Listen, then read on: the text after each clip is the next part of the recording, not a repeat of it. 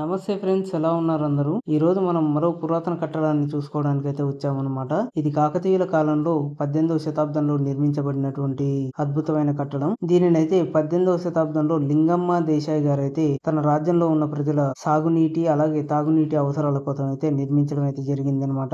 ఈ బావిని ప్రస్తుతం నాగన్న బావిగా అయితే పిలుస్తూ ఉంటారు. అలా ఎందుకు పిలుస్తారనంటే లింగమ్మ దేశాయ్ గారి తర్వాత ఈ బావి యొక్క బాధ్యతలు జక్సాని నాగన్న గారు అయితే తీసుకోవడం అయితే జరిగింది అనమాట. ఇక్కడ మీరు చూసినట్టయితే మనకు అక్కడ కొన్ని రహస్యమైనటువంటి గదులు కనిపిస్తూ ఉంటాయి. ఇందులో ఇంకొక ఆశ్చర్యకరమైన విషయం ఏంటంటే ఇందులోనే మనకు దేవాలయాలు కూడా ఉంటాయి అన్నమాట.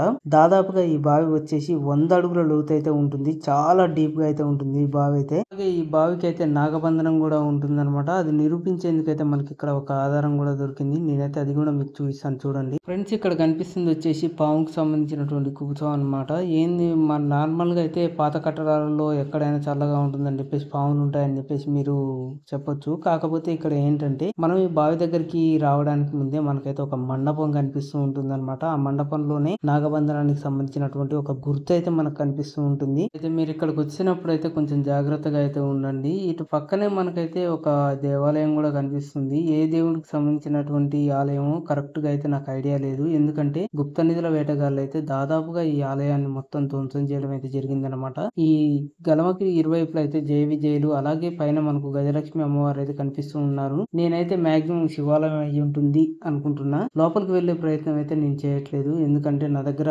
కరెక్ట్ లైట్ సోర్స్ లేదనమాట. ఇప్పుడే చూసుకున్నాం కదా మనం పాముకు సంబంధించినటువంటి కోసం. ఇటువంటి చల్లగా ఉండే ప్రదేశాలలో అయితే అవి ఎక్కువగా ఉండడానికి ఇష్టపడతాయి కాబట్టి నేనైతే లోపలికి వెళ్ళట్లేదు. ఇక్కడ గమనించారు కదా గుప్త నిధుల వేటగాళ్ళు అయితే దాదాపుగా మొత్తం ధ్వంసం చేశారనమాట. ఇక్కడ చూసుకున్నట్టయితే మొత్తం అయితే ఆ రాళ్ళని పెకిలించేసారు. ఆ ఎదురుగా కూడా మనకు ఒక గది లాంటి నిర్మాణం అయితే కనిపిస్తూ ఉంటుంది. అది కూడా దాదాపుగా దేవాలయం అయ్యే ఉంటుంది. ఫ్రెండ్స్ ఇక్కడైతే మనకు ప్రీ వెడ్డింగ్ షూట్స్ లాంటివి కానీ ఏదైనా రీల్స్ కానీ లేదంటే ఏదైనా మూవీ షార్ట్ ఫిలిం లాంటి మేకింగ్స్ కానీ మనం అయితే ఇక్కడ తీసుకోవచ్చు.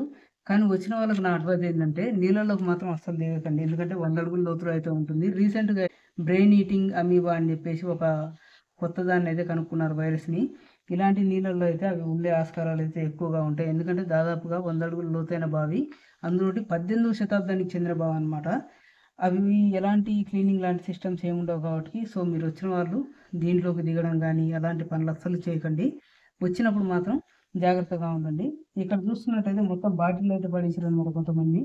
ఇలా పడేస్తే ఇంకా పొల్యూషన్ ఎక్కువ అయిపోతుంది అనమాట. వచ్చినప్పుడు మాత్రం జస్ట్ ఇక్కడ ఉన్నటువంటి నేచర్ని ఎంజాయ్ చేయండి అంతే.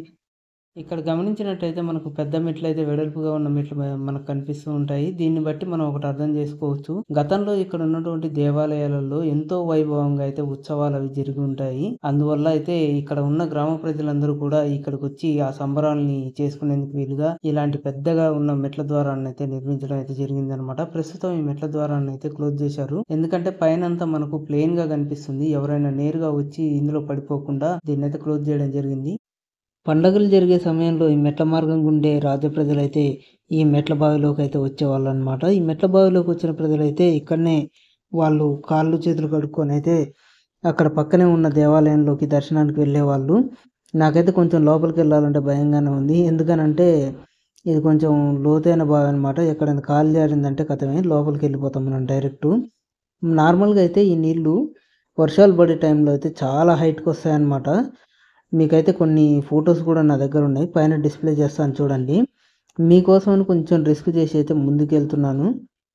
జనరల్గా అసలు ఇక్కడ బాగున్నట్టుగా కూడా ఎవరికి అర్థం కాదనమాట. ఎందుకంటే పైన మొత్తం ప్లెయిన్గా ఉంటుంది. సో అందుకని మీరు వచ్చినప్పుడు కొంచెం జాగ్రత్తగా ఉండండి. నేను పైన ఎలా ఉంటుందో కూడా మీకైతే చూపిస్తాను.